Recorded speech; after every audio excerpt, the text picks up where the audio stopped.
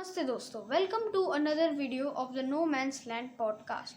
आज की वीडियो में हम वर्ल्ड वॉर वन के उस टॉपिक को कंप्लीट करने वाले हैं। बाकी सारे टॉपिक को कंप्लीट करने आई मीन नॉट बाकी सारे, बट जितने हमने पिछली बार छोड़े थे उनमें से कुछ करने वाले, क्योंकि वर्ल्ड वॉर वन बहुत बड़ा टॉपिक है, इसलिए इसका पार्ट 3 भी लाना पड़ेगा। तो अभी हम जितने पिछली बार हमने ईस्टर्न फ्रंट्स तक पढ़ लिया था, तब तक आपको डिस्कस कर लिया था एकदम। और अब हम स्टार्ट करने वाले हैं रशियन रेवोल्यूशन और बाकी सारी चीज़ों के बारे में भी जानने वाले हैं। तो चलिए शुरू करते हैं। तो ईस्टर्न फ्रंट में काफ़ी सारी लड़ाइयों के बाद रशिया बहुत ज़्यादा वीक पड़ गया था। अब ऑफ कोर्स रशियन एम्पायर ने काफ़ी अच्छी लड़ाई, काफ़ी अच्छा कॉम्बैक दिया था, पर वो कभी जर्मनी में इंग्लैंड के अंदर घुस नहीं पाया था और अब काफ़ी ज़्यादा वीक पड़ गया था। इसके इतना वीक पड़ने का कारण ये भी था कि वहाँ फूड के सप्लाईज बहुत कम थे और फूड के सप्लाईज बहुत कम थे, जिससे ज़्यादा पॉवर्टी बहुत ज़्यादा हो रही थी और लोगों को फार्मर और पीजेंट्स काम करना पड़ा था। इस वॉर की वजह से धीरे धीरे उनकी पॉपुलेशन भी ख़त्म हो रही थी। वहीं इस सब का दोष लोग डाल रहे थे ज़ार निकोलस द सेकेंड को, जो उस टाइम पे रशिया के ज़ार थे। अब ज़ार इन द सेंस ज़ार क्या होता है? अब जैसे यहाँ के किंग को, अब किंगडम के किंग को एम्परर कहते हैं, एम्पायर के किंग को एम्परर कहते हैं, सल्तनत के किंग को सुल्तान कहते हैं। वहीं वहाँ एक रशियन एम्पायर के किंग को ज़ार बोला जाता था। ज़ार यानी कि SCZAR ज़ार। और ज़ार निकोलस द सेकेंड इस पूरे रशियन एम्पायर के लास्ट ज़ार थे। अब इसका रीज़न क्या था? उनको वो इतने वो केयरलेस थे कि उन्होंने इतना लॉस करवा दिया था अपनी कंट्री का। वो आधे टाइम सिर्फ पार्टीज करते रहते थे और मोस्टली लोगों का पैसा मतलब खाते थे। टैक्सेस से पैसा तो लेते थे पर उसका यूज़ अच्छे से नहीं करते थे। वहीं एक रूलर था, एक कम्युनिस्ट पार्टी थी उस वक्त उधर, बोल्शेविक्स नाम। अब इस बोल्शेविक पार्टी के रूलर थे व्लादिमीर लेनिन। व्लादिमीर लेनिन एक बहुत बड़े कम्युनिस्ट रूलर थे उस वक्त रशिया में, और ये कम्युनिज्म की विचारधारा को काफ़ी सपोर्ट किया करते थे बोल्शेविक के रूलर।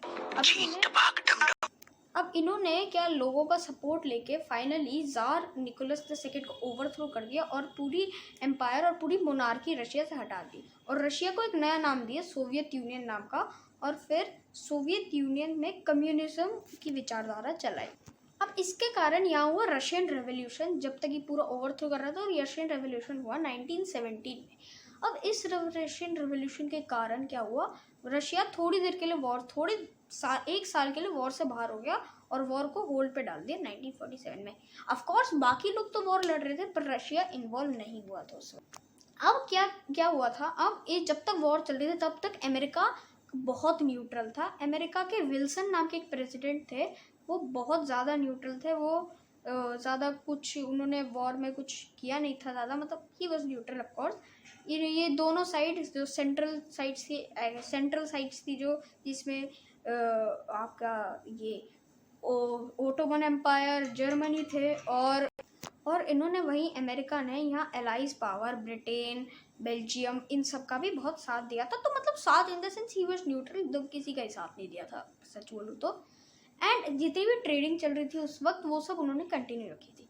अब इसी ड्यूरिंग क्या हुआ था, एक जर्मन सबमरीन थी जो पानी के नीचे तैर रही थी, सतह के नीचे ऑफ कोर्स। उस वक्त उन्होंने काफ़ी सारी ब्रिटिश शिप्स देखी अपने पास, इसलिए डेंजर सेंस करते हुए उन्होंने उधर ब्रिटिश शिप से गोलियां चला दी और उनको डुबा दिया। वही उनमें से एक शिप थी लुइस्टेनिया, जो बहुत हार्मलेस शिप थी। बेसिकली ये शिप क्या थी? अब ये शिप बहुत हार्मलेस थी। बेसिकली ये एक पैसेंजर शिप थी। ये न्यूयॉर्क से लिवरपूल तक जा रही थी ये शिप, और बहुत ज़्यादा हार्मलेस थी। कम से कम 100 अमेरिकन पैसेंजर्स बैठे हुए थे, ठहर रहे थे, ट्रैवल कर रहे थे 100 अमेरिकन पैसेंजर्स।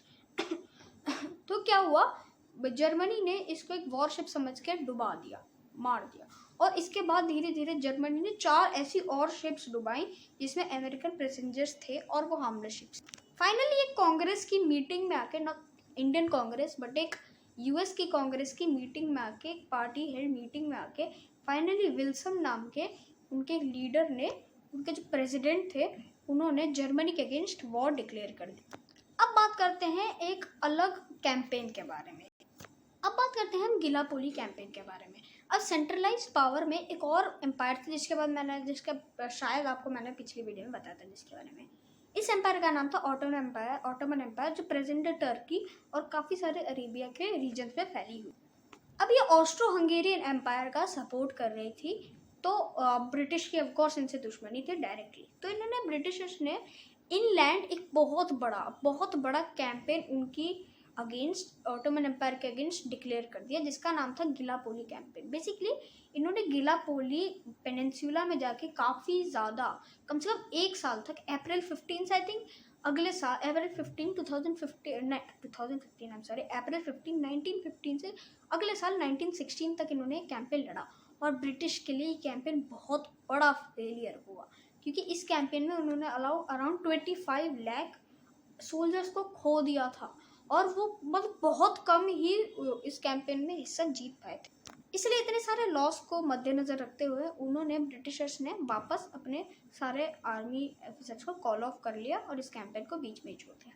अब ब्रिटिशर्स ने ऑटोमन एम्पायर से सिर्फ इसी कैंपेन में नहीं लड़ा, उन्होंने कम से कम इजिप्ट, काफ़ी पार्ट्स ऑफ टर्की, काफ़ी पार्ट्स ऑफ गिलापोली पेनिनसुला तो ऑफकोर्स था, मेसोपोटामिया, और यहाँ तक कि एक रिवर थी इसुजोनो river, if I am pronouncing wrong तो मैं माफ़ी चाहता हूँ, पर यही कुछ नाम था उस रिवर का। उस रिवर के बैंक्स पे उन्होंने कम से कम इनके साथ 12 बार लड़ा। अब इसुजोनो रिवर की जितनी भी बैटल्स हैं हम इसके बारे में नेक्स्ट वीडियो में जानेंगे, क्योंकि ठीक है यार, इस वीडियो को वर्ल्ड वॉर 1 है, बड़ी वॉर है, इसको 3 या 4 पार्ट्स में डिवाइड करना ही पड़ेगा। अगर आपको ये वीडियो अच्छी लगी तो प्लीज़ इसको शेयर करना, ताकि ज़्यादा से ज़्यादा लोगों तक पहुँच सके। मैं मिलता हूँ नेक्स्ट वीडियो में इसी टॉपिक के साथ, वर्ल्ड वॉर 1 के टॉपिक के साथ। तब तक के लिए नमस्ते।